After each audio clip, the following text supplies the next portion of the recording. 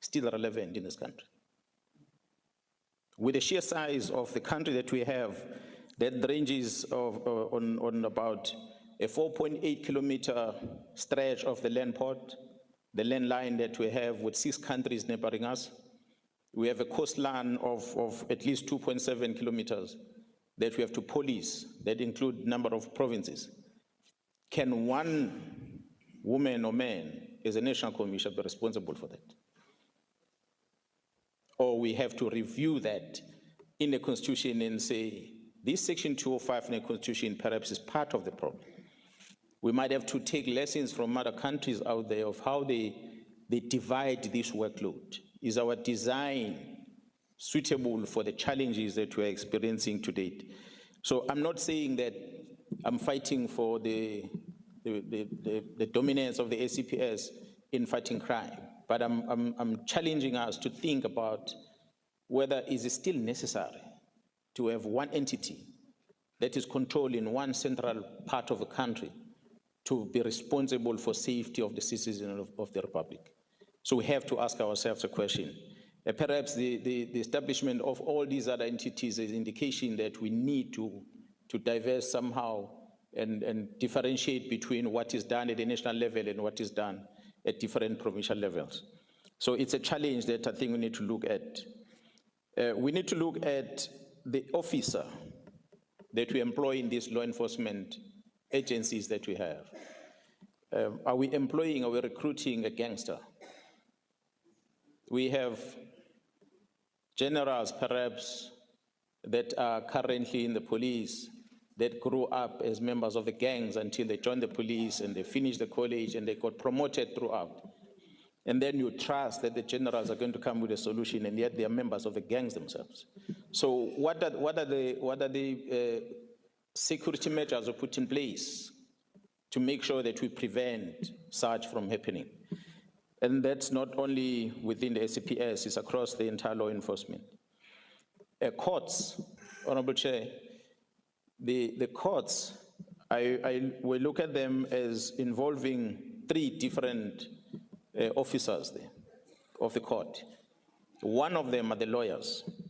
We have a legal practice council that exists in the country that regulates how the lawyers must behave. We cannot give you the names, but we know the names of the lawyers that are paid. Someone presented here that the lawyers, I think it was a brigadier, who said the lawyers come to court and pay the bail for the person arrested without even that person affording the bail. They know that they are paying on behalf of, they're paying this one, they're going to collect it from the boss gang who's somewhere else. That's how the lawyers survive these days. You see them making noise, fighting tooth and nail to make sure they clear their clients, hiding under this disguise of, say, it's a client lawyer privilege. But and then almost all of them, they run with, what are these accounts, they call them? Because they don't use their personal account. Trust account. They've got trust account where the client puts the money into the trust account. They collect money cash. How can a person, a 17-year-old, unemployed, get arrested, caught with drugs, and he is represented by a senior advocate who charges 20,000 rand an hour? The logic tells everyone that this lawyer is funded by crime.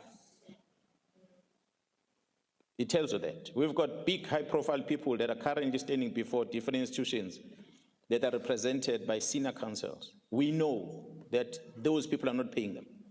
They are being paid by others somewhere else.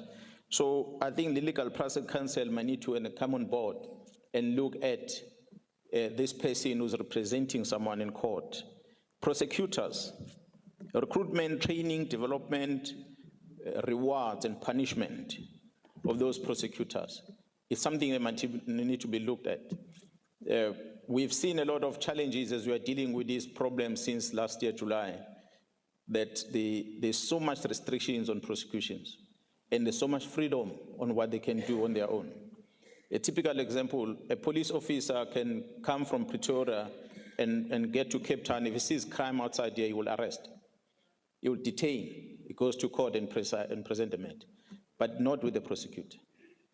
The prosecutor can't come from Gauteng and ends here and go to court and preside over a matter. It needs to be delegated, a function.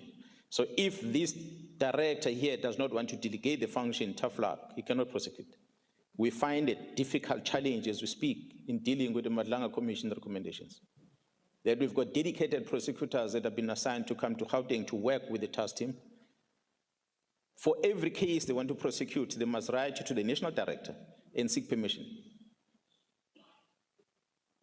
There's cases that almost a month, we're still waiting for decisions. We're still waiting for delegation for them to prosecute. So those restrictions that exist in legislations are part of the problem. Then you fight with the police and say, you've arrested a person and a person is walking on the street.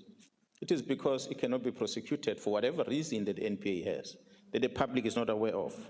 Presiding officers, we've got the Magistrate Commission and we've got the Judicial Commission, the Judicial Service Commission, who also might need to come on board and look at the ethical behaviors of the presiding officers if we're to fix the system.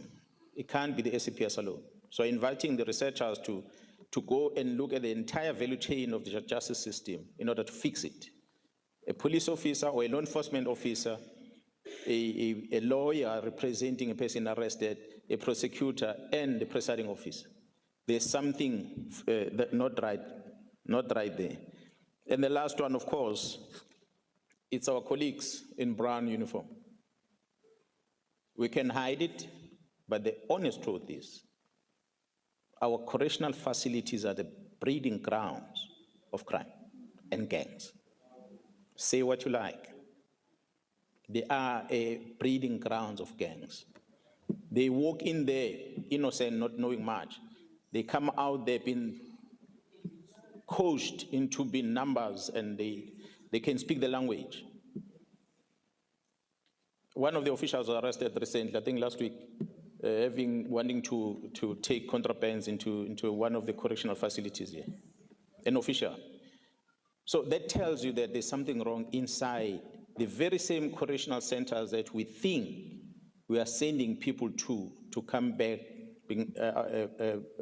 change individuals.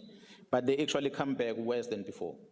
So then we ask ourselves a question: is our correctional facilities doing what the government wants them to do? Until we interrogate those things, let's forget about dealing with gangs. Because the breeding ground is in prison. We chase the street, we arrest them, we send them in prison, they become hard gangs, and they come out with new strategies. And the circle continues again. So I want to invite you to look at the entire place.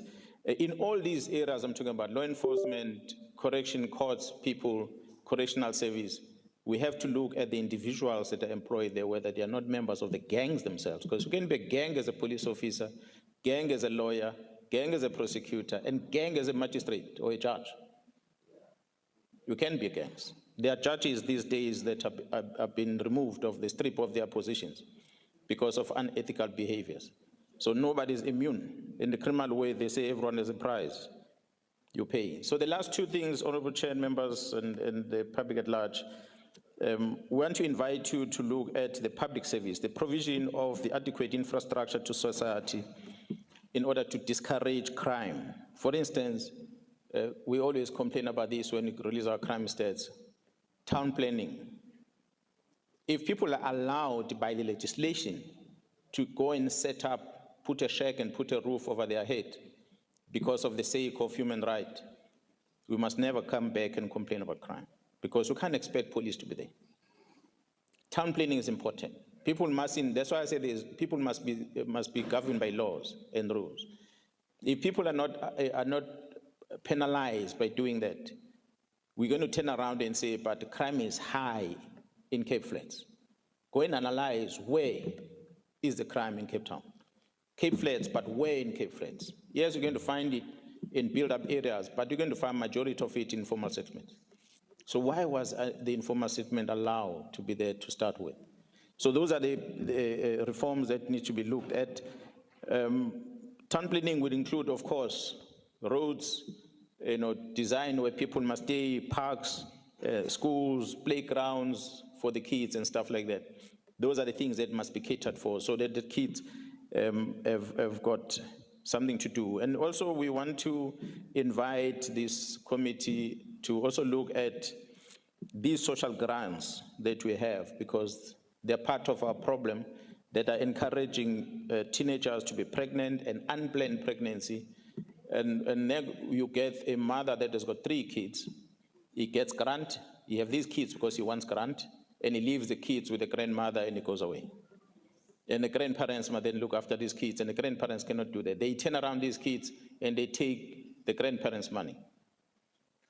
And they end up doing what is wrong because there's no one who's adult at home to be able to help them to grow. So we want to plead with that, that we be assisted with that. And the last one, financial well-being. Honorable Chair members, we want to make sure that business remain in South Africa. So the ease of doing business is something that must be looked at. Companies cannot pack and go to the neighboring countries because, say, it's difficult to operate in the country. Why is it difficult? It could be the laws that allow them to set up their business. Could be the labor laws that we have where we demand so much and they end up saying, if I set up in Lesotho and set up in Mozambique, I'll make more money, so let me rather move. There are many businesses that are moving as a result. And what happens after that? The citizens in the country are left without jobs. So we need to encourage business to stay in the country so that it can create opportunities for people to get employment. And lastly, maybe looking at this government public works program, we ask ourselves as law enforcement today we're dealing with tenders, corruption in tenders, and we ask ourselves a question. With this high level of unemployment, why is government issuing tenders for people to build a school? There are kids that have done engineering. They can be able to supervise the construction of the school. There are people that don't have that education that can be employed by government to mix the cement and put those bricks up as artisans. And then we have a school, we have a clinic, we have a hospital, we have a police station. But all that is outsourced. We have a road. We even outsource the scraping of a gravel road as government. Why government does that? So this outsourcing, it's what breeds this criminality. And what then happens, it leaves people unemployed. And when people are unemployed, they sit and do nothing. And someone said, an idle mind is a devil's playground. So when people are not engaged with anything, they are going to do crime. So we want to encourage that if we want to have a solution for the gangs in the Western Cape or anywhere else in the country, we must look at this holistic environment of solving a problem. If we're going to think that law enforcement is a solution, I've said it before, most of us are going to take off our jacket to become citizens, the problem will remain there. So we have to, as a collective for our own children, do something extraordinary. And someone say, we don't need to be political when we address this issue. And I agree with it. We really have to take away our flags and badges on political parties and come back as citizens and say, what is the problem and how do you fix it?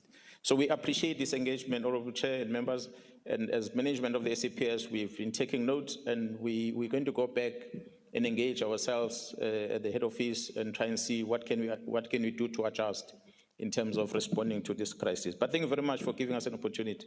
I want to thank you, sir. Doctor.